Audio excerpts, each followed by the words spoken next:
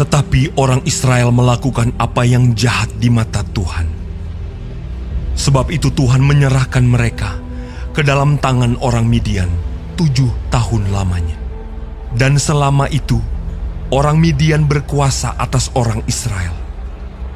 Karena takutnya kepada orang Midian itu, maka orang Israel membuat tempat-tempat perlindungan di pegunungan, yakni gua-gua dan kubu-kubu. Setiap kali orang Israel selesai menabur, datanglah orang Midian, orang Amalek, dan orang-orang dari sebelah timur, lalu maju mendatangi mereka. Berkemahlah orang-orang itu di daerah mereka, dan memusnahkan hasil tanah itu sampai ke dekat Gaza, dan tidak meninggalkan bahan makanan apapun di Israel, juga domba atau lembu atau keledai pun tidak. Sebab orang-orang itu datang maju dengan ternaknya dan kemahnya, dan datangnya itu berbanyak-banyak seperti belalang. Orang-orangnya dan unta-untanya tidak terhitung banyaknya, sekaliannya datang ke negeri itu untuk memusnahkannya. Sehingga orang Israel menjadi sangat melarat oleh perbuatan orang Midian itu. Lalu berserulah orang Israel kepada Tuhan. Ketika orang Israel berseru kepada Tuhan karena orang Midian itu, maka Tuhan mengutus seorang nabi kepada orang Israel yang berkata kepada mereka, "Beginilah firman Tuhan, Allah Israel. Akulah yang menuntun kamu keluar dari Mesir dan yang membawa kamu keluar dari rumah perbudakan. Aku melepaskan kamu dari tangan orang Mesir dan dari tangan semua orang yang menindas kamu. Bahkan aku menghalau mereka dari depanmu, dan negeri mereka kuberikan kepadamu. Dan aku telah berfirman kepadamu, Akulah Tuhan Allahmu. Maka janganlah kamu menyembah Allah orang Amori, yang negerinya kamu diami ini. Tetapi kamu tidak mendengarkan firmanku itu." Kemudian datanglah malaikat Tuhan dan duduk di bawah pohon tarbantin di Ofra, kepunyaan Yoas, orang Abiezer itu. Sedang Gideon anaknya mengirik gandum dalam tempat pemerasan anggur, agar tersembunyi bagi orang Midian. Malaikat Tuhan menampakkan diri kepadanya dan berfirman kepadanya demikian. "Tuhan menyertai engkau, ya pahlawan yang gagah berani." Jawab Gideon kepadanya, Tuanku, jika Tuhan menyertai kami, mengapa semuanya ini menimpa kami? Di manakah segala perbuatan-perbuatannya yang ajaib yang diceritakan oleh nenek moyang kami kepada kami? Ketika mereka berkata, "Bukankah Tuhan telah menuntun kita keluar dari Mesir?" Tetapi sekarang Tuhan membuang kami dan menyerahkan kami ke dalam cengkeraman orang Midian.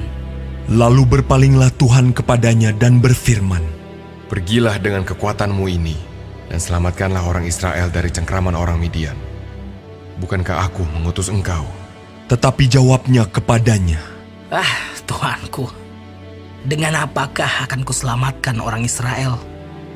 Ketahuilah, kaumku adalah yang paling kecil di antara suku Manasye, dan aku pun seorang yang paling muda di antara kaum keluargaku. Berfirmanlah Tuhan kepadanya, "Tetapi akulah yang menyertai engkau. Sebab itu, engkau akan memukul kalah orang Midian itu sampai habis." Maka jawabnya kepadanya, Jika sekiranya aku mendapat kasih karunia di matamu, maka berikanlah kepadaku tanda bahwa engkau sendirilah yang berfirman kepadaku. Janganlah kiranya pergi dari sini sampai aku datang kepadamu membawa persembahanku dan meletakkannya di hadapanmu. Firman-Nya, "Aku akan tinggal sampai engkau kembali." masuklah Gideon ke dalam, lalu mengolah seekor anak kambing dan roti yang tidak beragi dari seefah tepung. Ditaruhnya daging itu ke dalam bakul dan kuahnya ke dalam periuk. Dibawanya itu kepadanya ke bawah pohon tarbantin, lalu disuguhkannya. Berfirmanlah malaikat Allah kepadanya, "Ambillah daging dan roti yang tidak beragi itu. Letakkanlah ke atas batu ini dan curahkan kuahnya. Maka diperbuatnya demikian. Dan malaikat Tuhan mengulurkan tongkat yang ada di tangannya. Dengan ujungnya disinggungnya daging dan roti itu. Maka timbullah api dari batu itu dan memakan habis daging dan roti itu. Kemudian hilanglah malaikat Tuhan dari pandangannya. Maka tahulah Gideon bahwa itulah malaikat Tuhan. Lalu katanya, Celakalah aku, Tuhanku Allah, sebab memang telah kulihat malaikat Tuhan dengan berhadapan muka. tetapi berfirmanlah Tuhan kepadanya, Selamatlah engkau, jangan takut, engkau tidak akan mati. Lalu Gideon mendirikan mezbah di sana bagi Tuhan dan menamainya Tuhan itu keselamatan. Mezbah itu masih ada sampai sekarang di Ofra, kota orang Abiezer. Pada malam itu juga Tuhan berfirman kepadanya, Ambillah seekor lembu jantan, kepunyaan ayahmu, yakni lembu jantan yang kedua, berumur 7 tahun. Runtuhkanlah mezbah Baal kepunyaan ayahmu, dan tebanglah tiang berhala yang di dekatnya. Kemudian dirikanlah mezbah bagi Tuhan Allahmu di atas kubu pertahanan ini dengan disusun baik. Lalu ambillah lembu jantan yang kedua dan persembahkanlah korban bakaran dengan kayu tiang berhala yang akan kau tebang itu. Kemudian Gideon membawa 10 orang hambanya, dan diperbuatnyalah seperti yang difirmankan Tuhan kepadanya. Tetapi karena ia takut kepada kaum keluarganya dan kepada orang-orang kota itu untuk melakukan hal itu pada waktu siang, maka dilakukannya pada waktu malam. Ketika orang-orang kota itu bangun pagi-pagi, tampaklah telah dirobohkan mezbah Baal itu, telah ditebang tiang berhala yang di dekatnya, dan telah dikorbankan lembu jantan yang kedua di atas mezbah yang didirikan itu. Berkatalah mereka seorang kepada yang lain, Siapakah yang melakukan hal itu? setelah diperiksa dan ditanya-tanya, maka kata orang, Gideon bin Yoas, dialah yang melakukan hal itu. sesudah itu berkatalah orang-orang kota itu kepada Yoas, Bawalah anakmu itu keluar. Dia harus mati karena ia telah merobohkan mezbah Baal dan karena ia telah menebang tiang berhala yang di dekatnya. Tetapi jawab Yoas kepada semua orang yang mengerumuninya itu, Kamu mau berjuang membela Baal atau kamu mau menolong dia? Siapa yang berjuang membela Baal akan dihukum mati sebelum pagi. Jika Baal itu Allah, biarlah ia berjuang membela dirinya sendiri setelah mezbahnya dirobohkan orang. dan pada hari itu diberikan oranglah nama Yerubbaal kepada Gideon, karena kata orang, Biarlah Baal berjuang dengan dia setelah dirobohkannya mezbahnya itu. seluruh orang Midian dan orang Amalek dan orang-orang dari sebelah timur telah berkumpul bersama-sama. Mereka telah menyeberang dan berkemah di lembah Yisrael. Pada waktu itu, Roh Tuhan menguasai Gideon.